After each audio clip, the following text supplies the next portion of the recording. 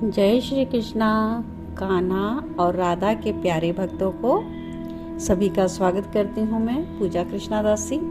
Krishna devotion YouTube channel पर हम सभी श्री कृष्ण चरित अमृतम श्रवण कर रहे हैं। इस ग्रंथ में हम श्री कृष्ण की लीलाओं का आस्वादन कर रहे हैं। श्री कृष्ण को नित्य प्रतिदिन स्मरण करना, उनका चिंतन करना तभी हो पाता है जब प्रभु की कृपा हमारे ऊपर हो।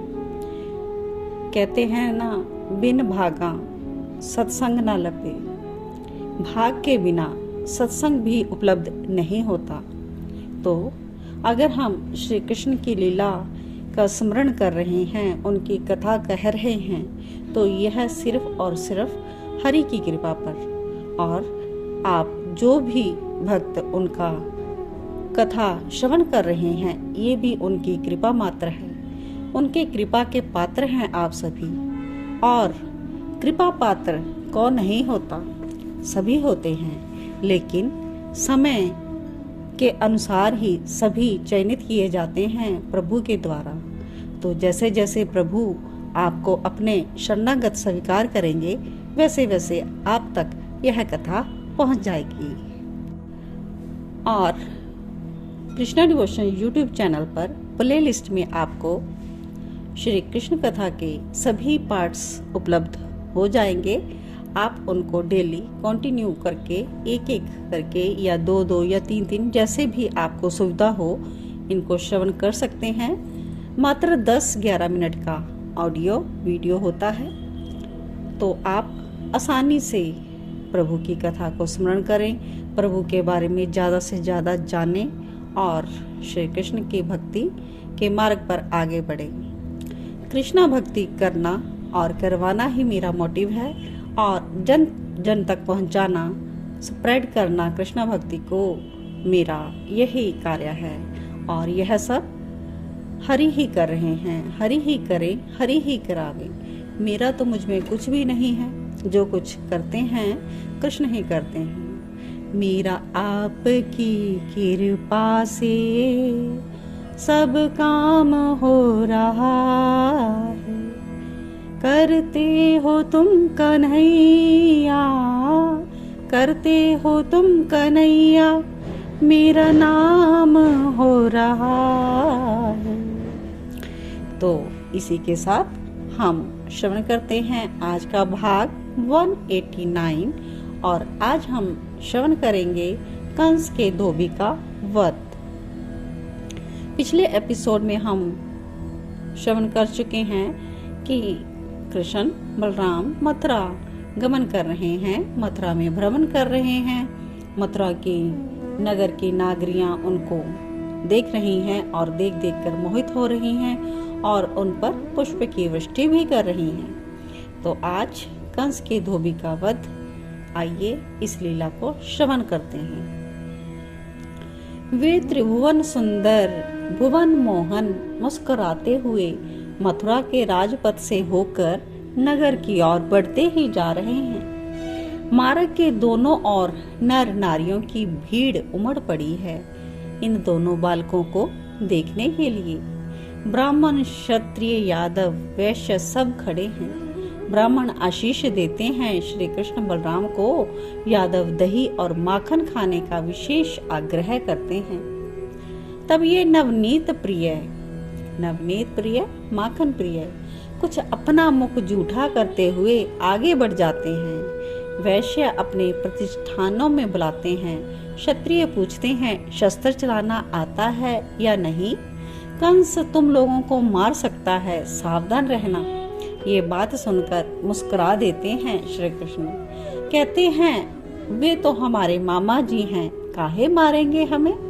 क्षत्रिय नारियां मुग्ध हो जाती हैं इनकी मुस्कुराहट पर। जैसे जैसे आगे बढ़ते जा रहे हैं श्री कृष्ण, मार्ग में भीड़ बढ़ती ही जा रही है। सब कहते हैं, सब और चर्चा होती है, वसुदेव के पुत्र आ गए, देवकी के सुत आ गए, मथुरा में हल्ला हो गया। ग्वाल वाले ये सब देखते हैं, पुष्प बरस रहे हैं, बड़ा भारी स्वागत हो रहा है कन्हैया। कन्हैया कहते हैं कंस मामा है हमारे, ये कहकर खूब हंसते हैं। मामा के घर में भांजे का स्वागत तो होगा ही ना। भोला मनसुख कहता है तेरे मामा हुए तो हमारे भी तो मामा ही हुए। अच्छा, श्री दामा ने पूछ लिया, तो तेरे मामा से मिलना भी है। हम क्या वही मिलेंगे अपने भांजे से? नहीं मिलेंगे। यह कहते हुए श्री कृष्ण हंसते हुए कह रहे हैं, ठिठोली कर रहे हैं अपने शिखाओं से। इस रूप का दर्शन करके मथुरा के नर नारी आनंदित है।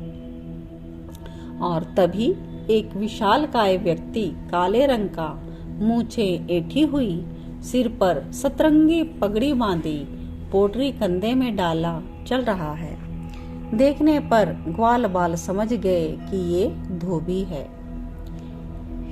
तो कन्हैया क्या कहते हैं, हमारे वस्त्र तो पुराने हैं। श्री दामा ने कन्हैया से कहा, क्योंकि टोली है सबकी, और मेरे वस्त्र में तो दही माखन भी लग गया है, गंदा लग रहा है। मनसुख बोला, कृष्ण को सभी सखाए ऐसी कंप्लेंट कर रहे हैं। ऐसे वस्त्र पहनकर हम राजा मामा से मिलेंगे क्या? क्या सोचेंगे वो, कैसे भांजे हैं, कपड़े पहनने का भी ढंग नहीं। और मधुमंगल क्यों पीछे रहता, वो भी बोल पड़ा, वस्त्र अच्छे मिल जाते तो और आनंद आ जाता। तब ज्यादा आनंद आता कि नगर में अच्छे वस्त्र पहन के घूमते। तोक ने भी हाँ में हाँ मिलाई। कन्हैया कहता है, अच्छा शांत हो जाओ, मैं कुछ देखता हूँ।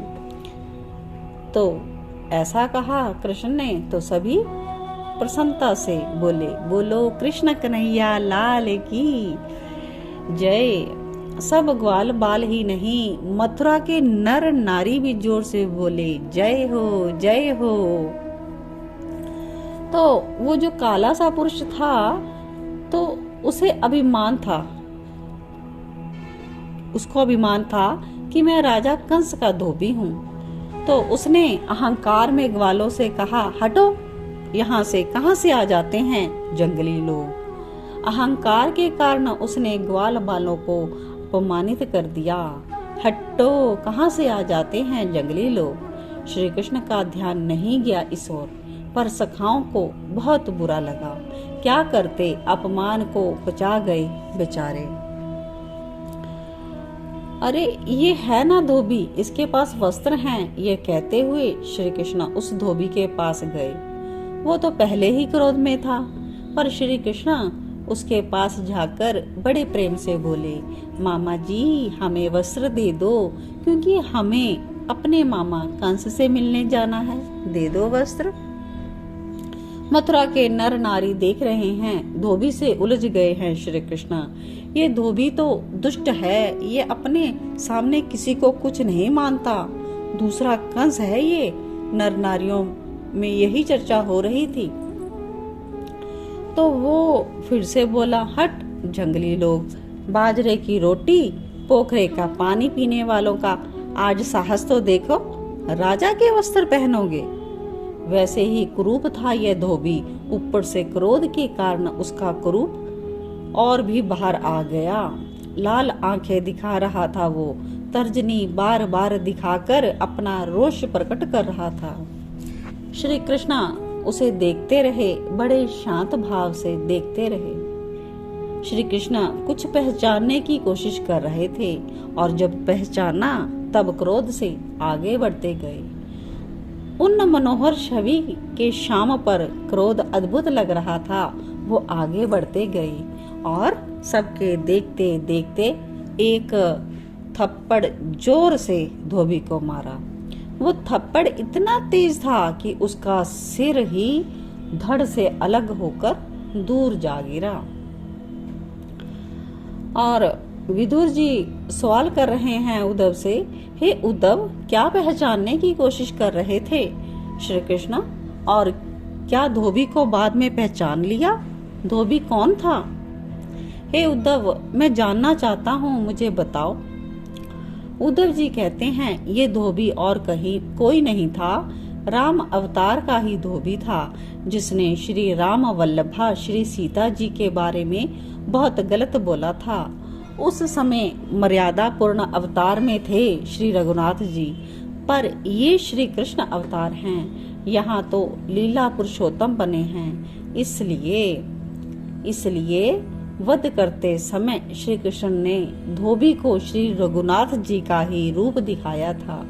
बस उसी समय धोबी को राम अवतार की सारी घटनाएं दिखाई देने लगी थी।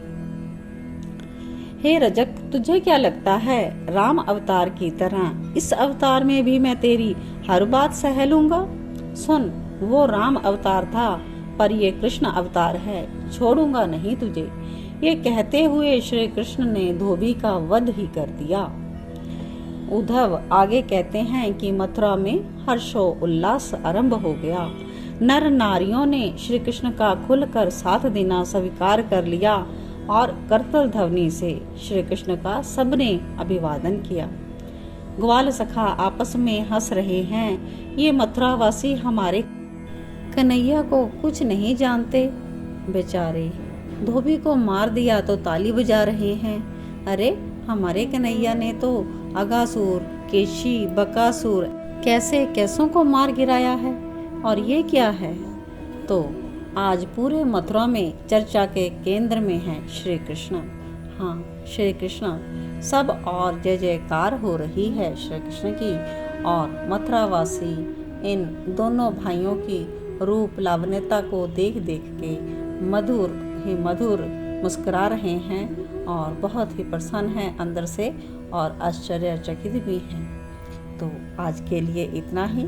इसके आगे हम कल के एपिसोड में श्रवण करेंगे दर्जी को कैसे राजकीय सम्मान दिया और कैसे वो धन्य हुआ। तब तक के लिए जय श्री कृष्ण, जय श्री राधे।